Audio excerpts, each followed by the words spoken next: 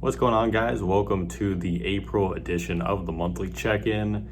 This month, I'm going to be kind of recapping the last 6 years of doing the podcast, not going full in depth on it, but just kind of having a little bit of reflection as I just released, or this month I'll be releasing, my 300th episode of the Proven Knowledge podcast. So I kind of just wanted to recap what it's been like doing the show and how I've gotten so far to this point. But as always, let's get into these 3 monthly picks, 3 tracks I think you should be checking out for the month of April. First up this month is a new project from producer Kareem Riggins and a singer named Liv, and their duo is called Gina, and the project is titled The Pleasure Is Yours, and this just came out at the end of February. This is one that I had seen a lot of people talking about when they released the first 2 singles, which I believe Circles was one of the first singles and How We Flow was the other one. And they released those at the end of 2025, so I had already kind of known about this. I'm a big Kareem Riggins fan to begin with. I love his style of production. All the things he's done with Common over the years I think are super slept on, whether it's August Green with Robert Glasper or the last few albums that he did before Common's Pete Rock album. I think those are all very stellar styles of production. So I think Kareem is one of the more underrated producers out there, especially someone that was associated with Jay Dilla, from the very beginning and kind of considered a student of Jay Dilla's work. And this album in particular very much feels, rooted in that neo-soul sound, which is super awesome. I'm not familiar with Liv, but she has a lot of music out there, and I definitely want to check it out after hearing this album. And I think just you can tell the chemistry there is absolutely perfect. Like her vocal style with these types of beats that Kareem puts together, absolutely perfect marriage right there. I love the creeping, slow, kind of lagging drums that Kareem has. And obviously he's a drummer himself by trade anyway. So the drums are always like the standout portion of any of his work. And I thought he utilized that very well. Dream a Twinkle is probably my favorite track. It's more of a long track, but the guitar riffs on there and just the way that Liv feels very comfortable vocally on there, and the writing and the chorus especially stood out to me. I really love that song a lot. But this whole project, I'm not sure how many tracks it is. I don't think it's super long, but this whole project to me is a breath of fresh air for R&B, neo-soul, and just, different types of duos. Obviously, we've seen successful duos like No Worries, Anderson .Paak, and Knowledge in the last few years put out successful projects, and this is kind of right in that lane, but a little bit different style. So I think I would just recommend this to obviously fans of any type of neo-soul, any type of R&B, but especially people looking for maybe, an artist that you haven't heard of yet, or someone on the rise, teaming up with someone who has a lot of background, being very prolific on the production side of things. So once again, the album is called The Pleasure Is Yours. It's by Kareem Riggins and Liv, also known as Gina, on all platforms, so definitely go give that a listen. Next up, we have Chicago artist Brittany Carter. Her new EP that released also at the end of February. It was called Black Sheep, and I'm highlighting the song Do It For Less. I loved all the tracks on this. I think it was 4 tracks total, but this track in particular, I just really love the production style that she chose and the stories that she's telling on this one. I think the whole EP kind of gives a snapshot of how she's able to choose different production styles and really just do her thing lyrically on those tracks. I discovered Brittany, probably the first time I heard her was the end of 2023 on Eloquent's album Rediscovery. And she had a great song called Hoes Mad on there that I really love, and I love the beat from Eloquent. But I thought she felt very comfortable in the pocket, and she's someone that is just developing such a great repertoire of putting out amazing verses, whether it's freestyles she's posting on Instagram or just doing her own original music over the last several years. She's on tour right now with Moonchild, and was also on their project too that just came out around the same time. So she is definitely making a name for herself out here, doing amazing work. And I'm just a fan of a lot of Chicago artists in general. It's probably one of my favorite hip hop cities.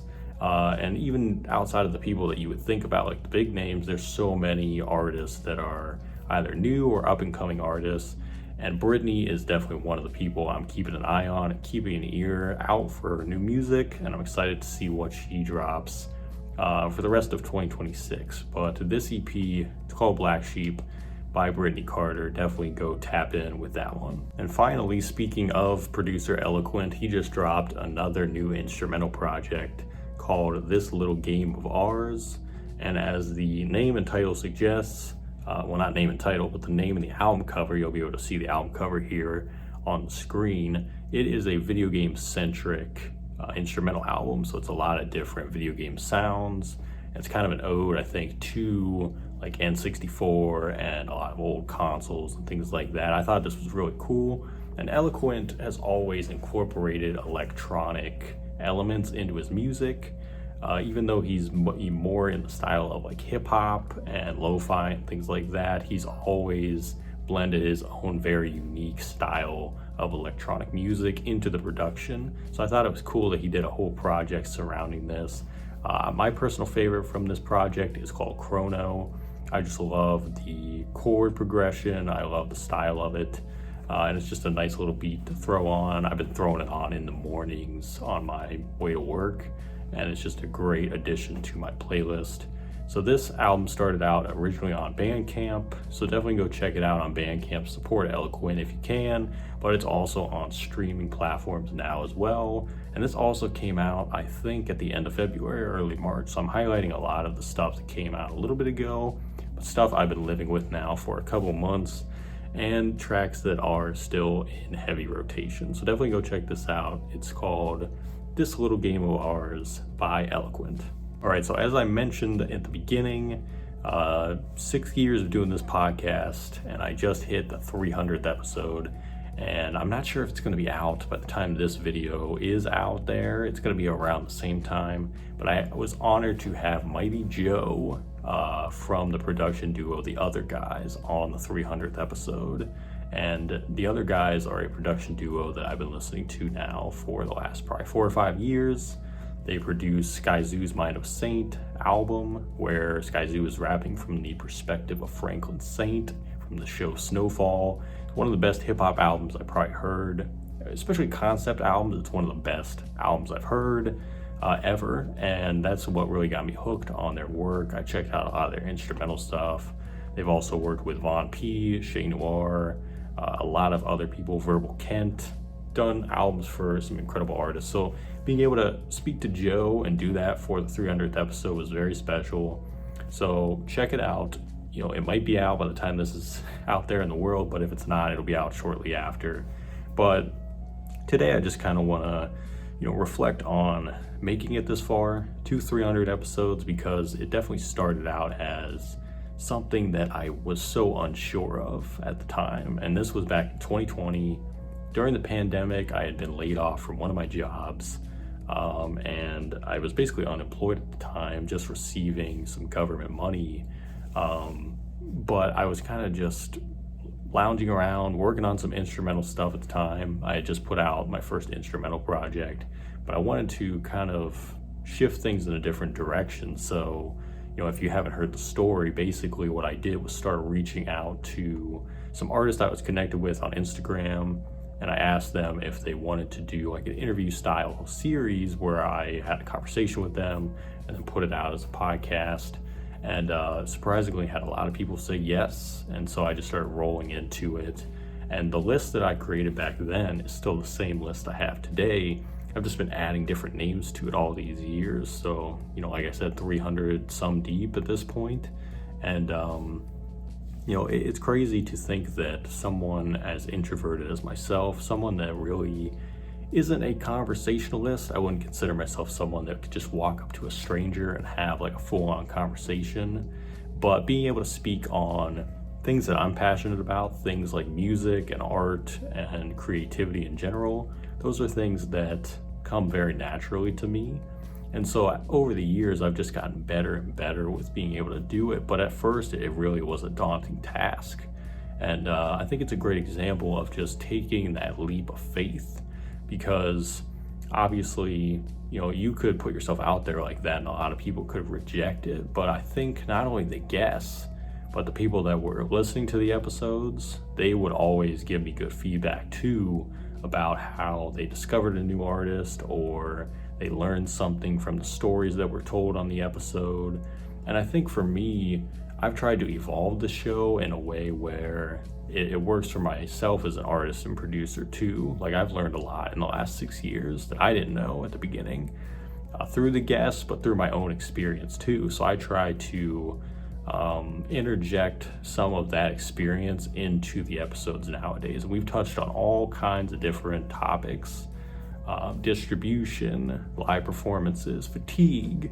We've talked about, what do you do outside of music, hobbies, how do you refuel, recharge? We've talked about so many different things that I feel are important.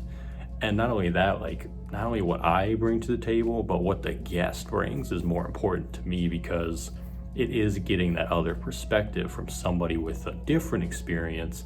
Even though we have similarities, there's things that obviously cross over, but the beauty of having different individuals from different backgrounds, different walks of life, is that you get their experience as well, and you're able to do that. And I always try to make this show more about the guests than about myself. I think my purpose for running the platform is to help educate and inspire others through the power of storytelling. I could tell you my story all day. I do that through other people's platforms. I do that through this right here and the YouTube channel in general. But for the most part, the podcast has always been about the guest and putting the guest first and giving them the space to speak on their own journey and their own life. And therefore, you're able to learn from that. And that's always been what I've centered it around. And I want to keep centering it around that moving forward, because that is the real backbone for the platform.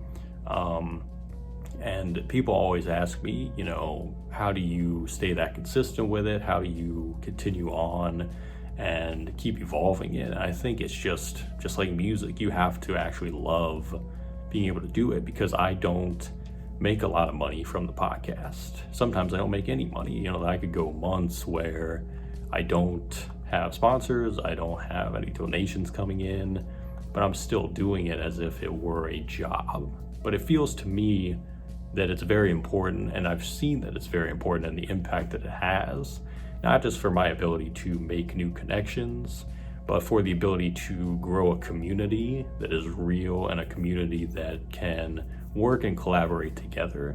And I've seen it time and time again over the last 6 years, and I think I'm going to keep seeing it moving forward.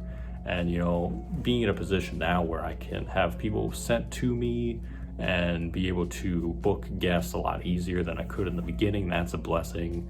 There's just so many great things that have come from this platform. And every time I speak on it on other people's shows, I say the same thing. I say that it has opened so many doors for me that I would have never gotten by just being a musician and just having that under my belt. I think having the podcast and doing it the right way and trying to run it with integrity and take it seriously and realize the impact that it has, that has really been the big driving force for why it's been important to me. So that's all I really had to say. I could go on and on and on about it.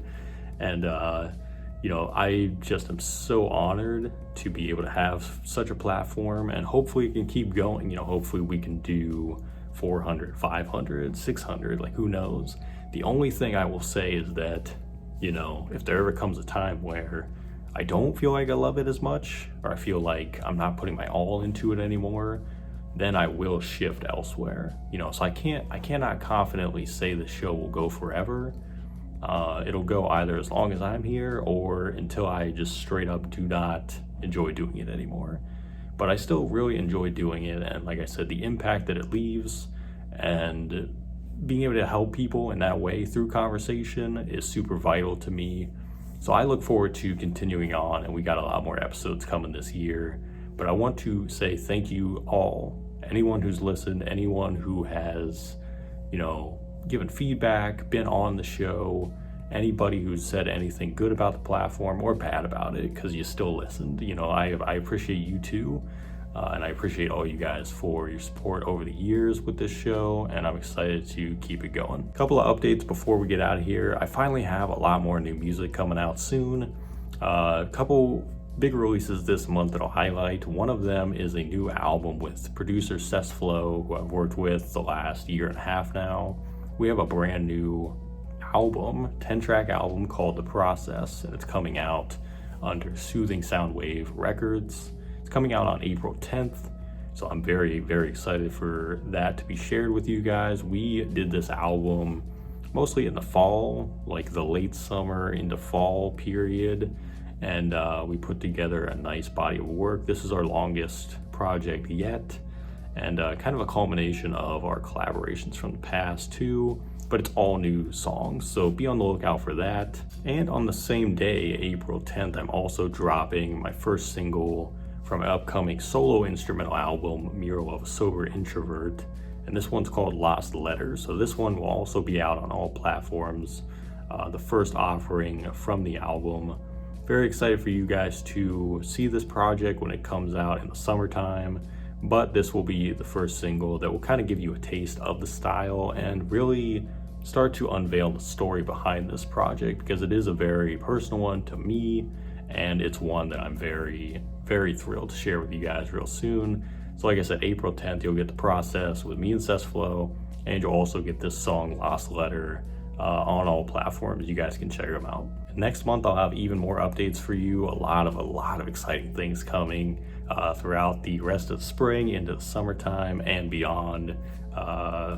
Man, I can't share it all with you now, but I will definitely be looking forward to sharing that with you guys really soon. But as always, I thank you guys for watching this one, for tuning in. Stay safe, stay positive out there, and we'll see you on the next edition of the monthly check-in in May. Till then, take care, guys.